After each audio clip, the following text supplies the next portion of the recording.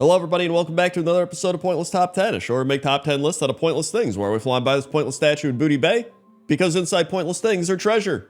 Let's begin. 10. Number 10 is Auctioneer Zifa, and Auctioneer Zifa used to be a goblin auctioneer, and now is kind of a goblin auctioneer, so you might be like, what are you even talking about? So, at some point, after the Battle of the Broken Shore, she was killed and turned into a homunculus by the Burning Legion to infiltrate their enemies. She was eventually confronted and defeated by rogues in service to the Uncrowned. So, a homunculus, if you're wondering, is a type of undead construct that is so lifelike so as to be undetectable even by undead hunting experts such as Lillian Voss. And if you've been watching Pointless Top 10 for a while, you may remember that in Pointless Top 10 Food on Tables, Taylen's Sweet Song was a homunculus. And I believe it's for the same quest as Auctioneer Zifa. However, even though the rogues keep killing her, just like Gammon, she keeps coming back. Primarily because she has to, because more people have to do the quest. So that's why Auctioneer Zifa is number 10. 9. Number 9 are Brass Bolt, Mecha Wrench, and Reginald Arcfire, and these are two steam-powered auctioneers located in Dalaran. And these were added back in Wrath of the Lich King, but you used to have to be a Grand Master Engineer to interact with them, so the only time you could use the auction house in Dalaran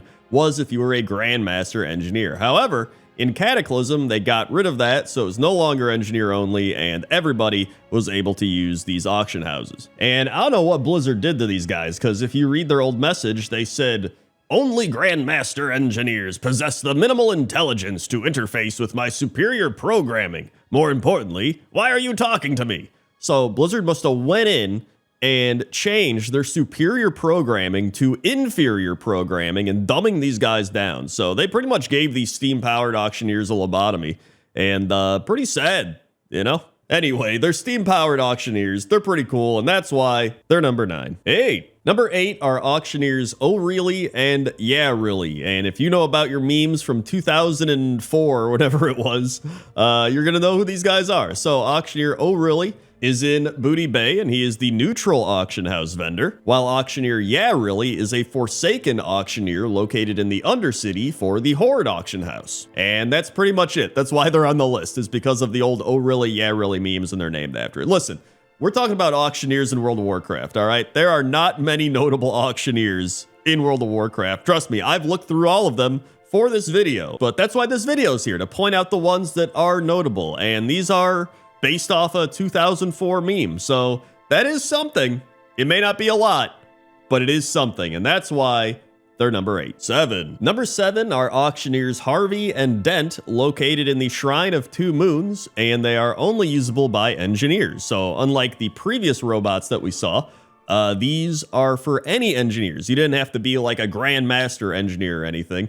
But they are still for engineers to this day. So while the previous ones are now available to everybody, these are still engineer only. Also, the previous robot auctioneers we saw were steam powered, and these are just mechanical. So I don't know if that means anything. It probably doesn't. There's be someone out there like, this isn't steam powered. This is a mechanical auctioneer. Like, okay, great. And also, they're named after the Batman character, Harvey Dent, which is Two-Face in Batman. And so I figured these guys deserve to be higher up on the list because we already had the engineer-only auctioneer robots, and then we had, some references to pop culture, but these are both. So, hey, look, they doubled up on something. So that's why Harvey and Dent are number 7. 6. Number 6 is Auctioneer Jackson, and Auctioneer Jackson is a human auctioneer in Stormwind City. And according to Wowpedia, since the start of the war in Draenor, it is revealed that she is married to Officer Jackson, who can be seen patrolling the streets of Stormwind City, and they have a young son named Xander. Every hour on the hour, Xander brings a cup of coffee to his mother at the auction house, which, that's a lot of coffee. You're drinking every hour on the hour, you're having a cup of coffee for what, 24 hours? I mean, that's still probably less caffeine than the Panera Charge lemonade, but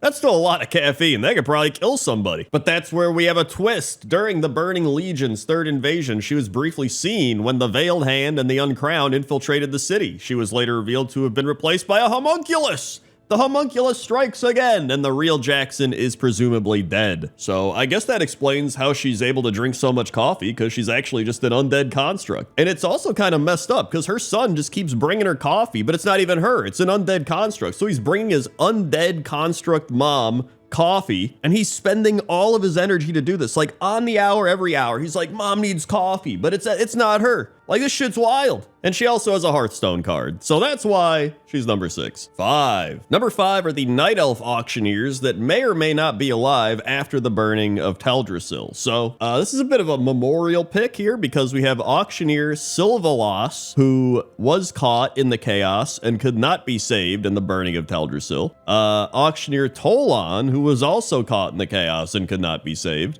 And then Auctioneer Cesares.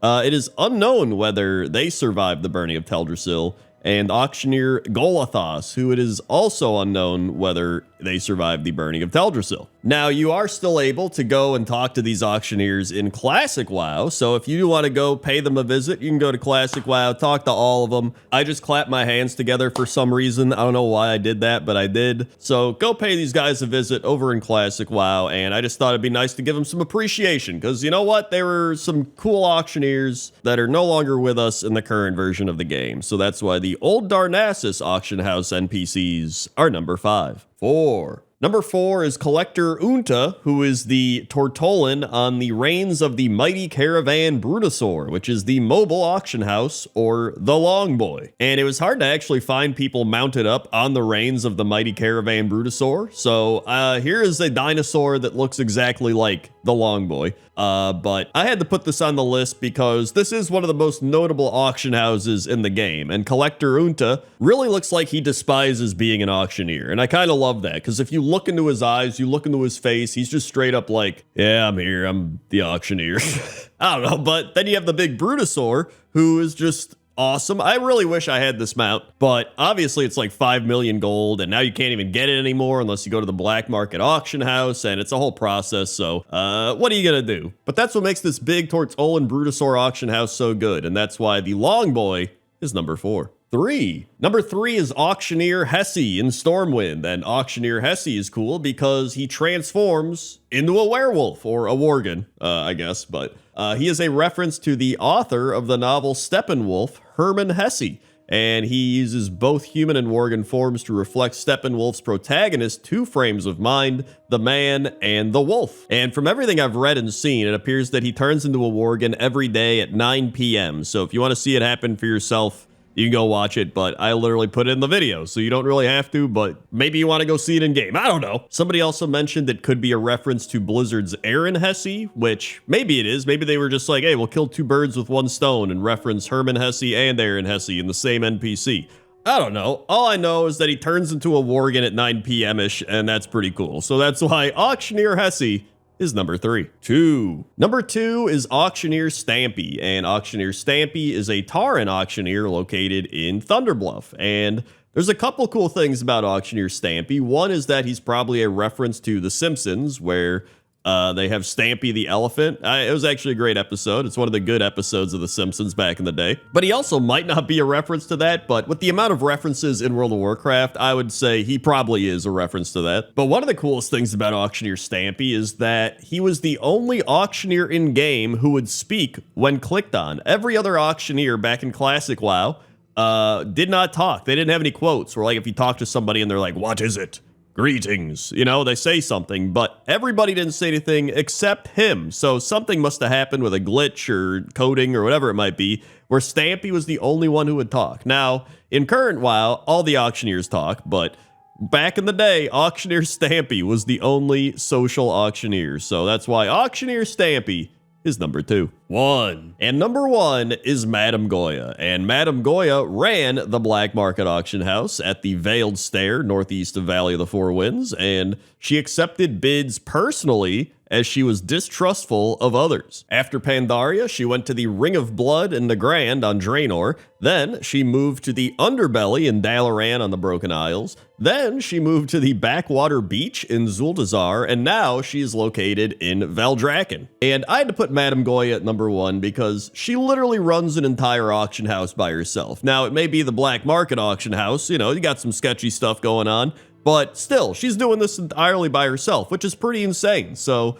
props to her on that. I mean, she's got a bunch of bodyguards around her too, but she needs them. I mean, she's running a black market auction house. So that's why Madame Goya is number 1.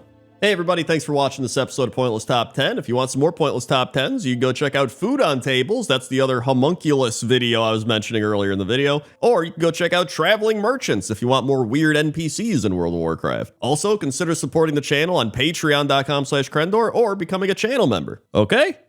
Okay. See ya.